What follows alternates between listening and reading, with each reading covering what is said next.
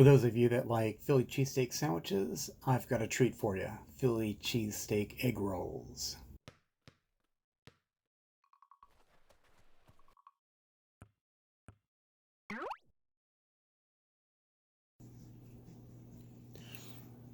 We like Philly cheesesteak sandwiches, so we are designing Philly cheesesteak egg rolls.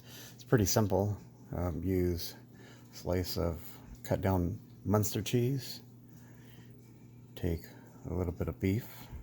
All this is roast beef. Then we put another piece of Munster.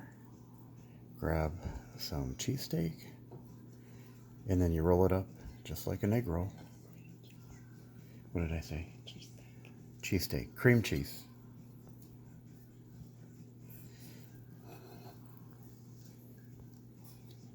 And we wet it, and voila.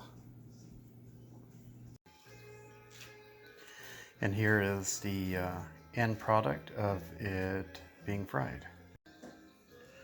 And here's what it looks like when you cut it in half.